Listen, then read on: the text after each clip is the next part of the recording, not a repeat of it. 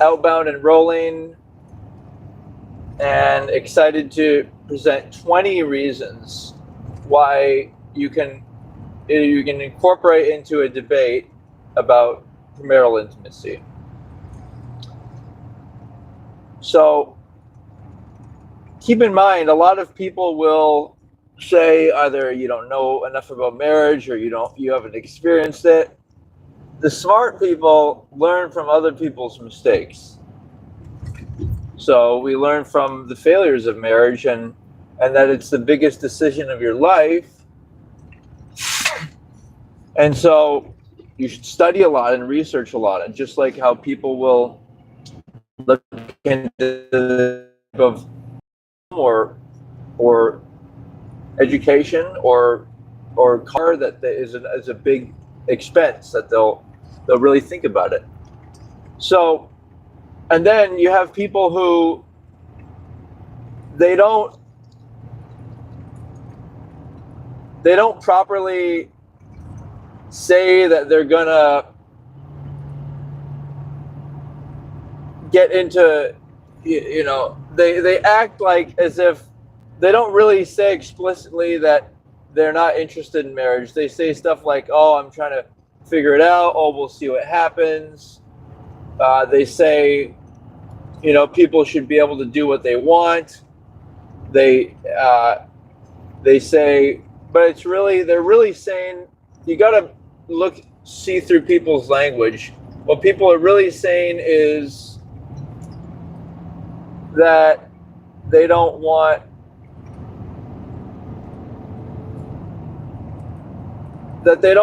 marriage, and then if they say they want marriage, then it's like, well, are they approaching it in the most efficient way, would be a question.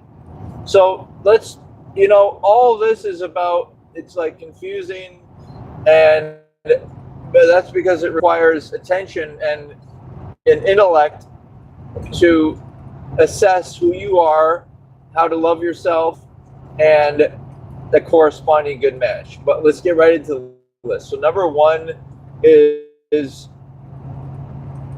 because it makes it look like you don't know what you're doing. If you're seeking premarital intimacy, it makes it look like you don't know your exact type. You're not 100% sure about that particular person that you're quote unquote with.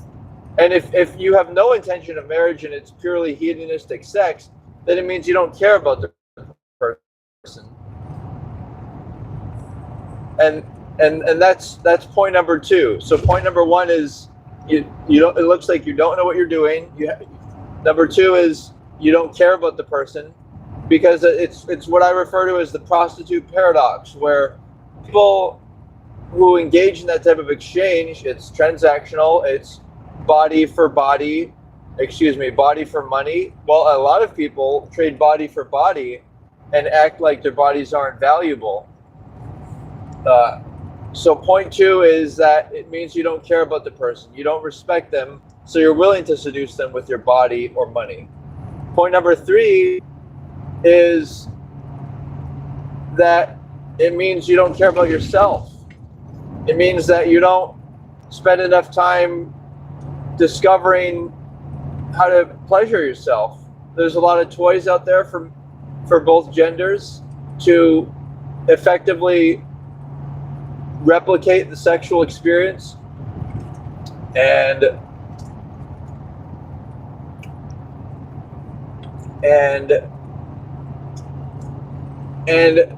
so if you love yourself and you love your value system, then you wouldn't want to give your body or your time or your energy or your money or anything extra. Remember, it's all about what we do with our spare time and money. Do you save it?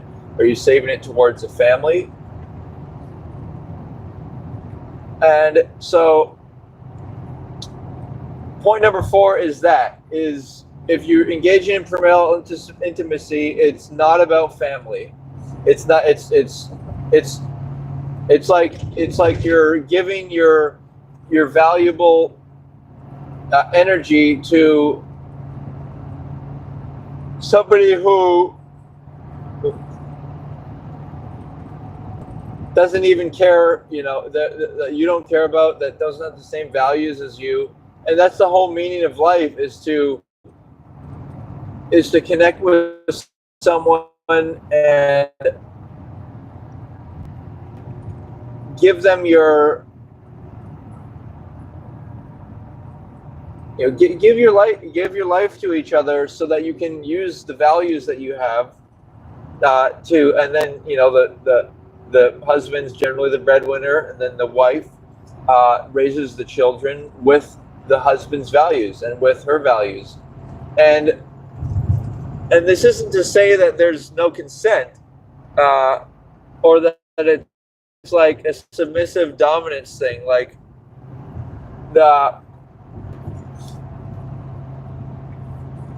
this is you really like each other, and you, before you get together, you decide that you have the same values mutually. All right. So, all right. All that being said, moving forward, we have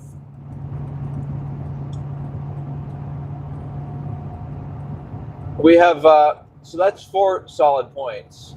A fifth one is, so it neglects your family and your values, is number 4. Number 5 is that it creates an untrusting society, or at least a society that people are not worthy of trust, because they might seduce your sister or your woman you care about, spiritual sister. They might try to seduce your daughter. This is men. And that's why people had gender separation. And in the past, they had the daughters staying with the fathers. And it's because women are more easy to manipulate, and they're more. Women are designed to be a receiver of energy of the man,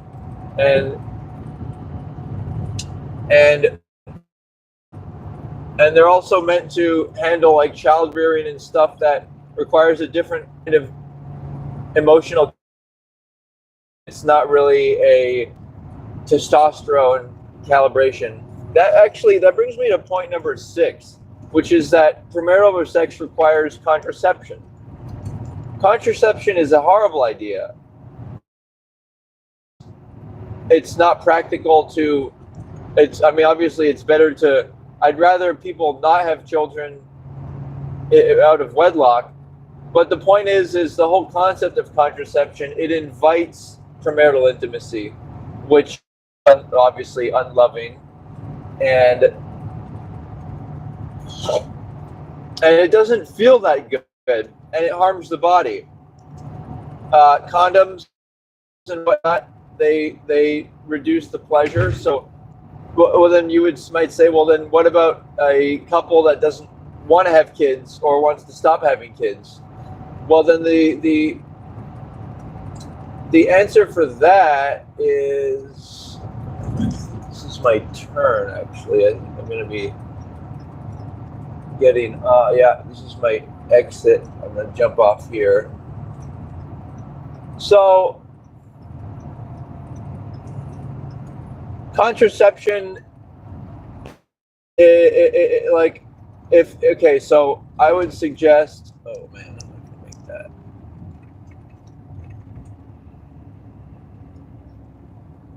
When you're having pleasure and you're, but it's like, okay, so when you don't want to have any more kids, the man should just get a vasectomy, or the woman get a mastectomy. I'd be careful. There are potential problems in that.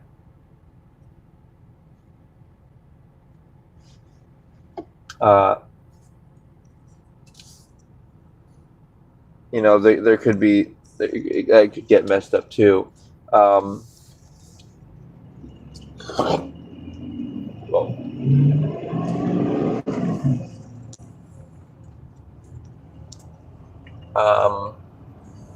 let's see, gotta get to,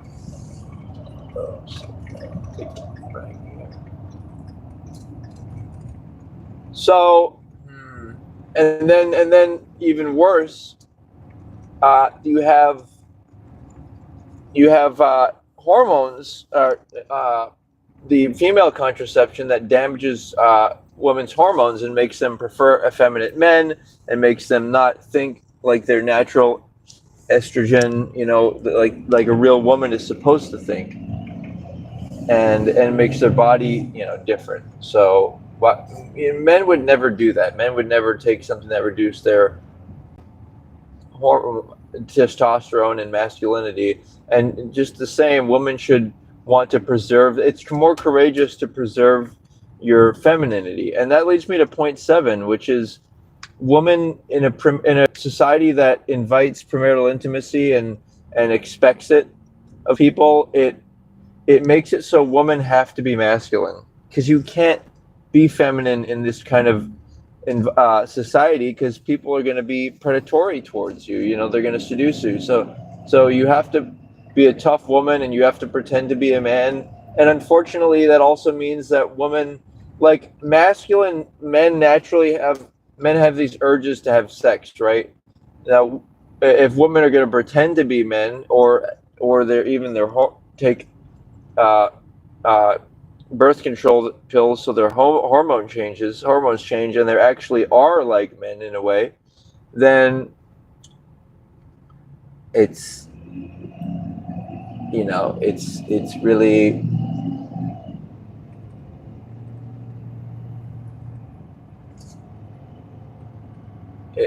it's like it's more courageous to be their feminine selves, is what I'm saying. All right, so I have to actually wrap it up soon. That's 7 points. I feel like I already loaded a lot into that, but the goal is to get 20 points. So I'm going to be going live again soon once I do my delivery, and we'll get right back into it, you guys. We'll go have some more fun with. Can I get 13 more points? I'd like to. But yeah, let's go have some fun with that. And so that's 7 points. That's like the core points. Like if you remember those and you use them for referential purposes, you'll be doing good already. But yeah, let me try to get one more point in before we close here. So, point 8. What might be point 8? We should mention the hygiene factor. It's obviously, actually, this is probably going to be my most important point, because I'm all about Goddess V, about oral sex performed on a woman. And what's so important about it is that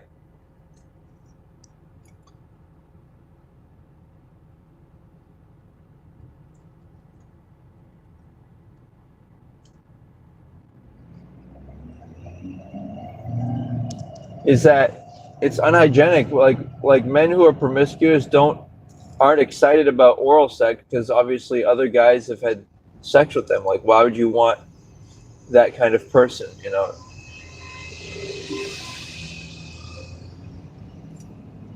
Why would you want a woman who has been with a lot of men? Why would you want that at all? So it's just, that's like a point 8 and point 9 is it doesn't allow, it's like unhygienic, and it doesn't allow people to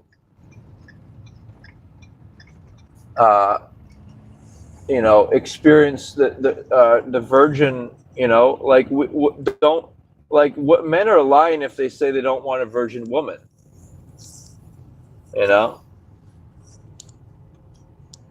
so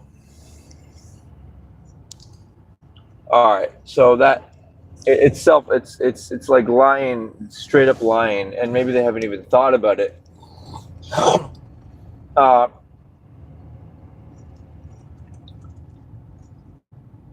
And we'll get into more talking points. So that's 8 and 9, and then 10 is it doesn't worship Goddess V, because Goddess V is vulva, and You know, you can't worship vulva unless you give your soul to her, to her, the goddess.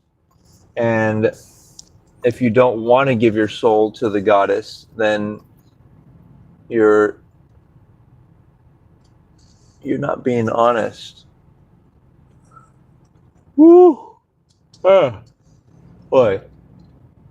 All right. Well, let's talk more soon. Got to take care of business here. So that's, I'll elaborate on point 10. That's how I'll start the second half of points 11 to 20. I'll reiterate the first points, and then about Goddess V, and then we'll get right into 10 more ideas. So talk to you soon. I'll be back on in about an hour.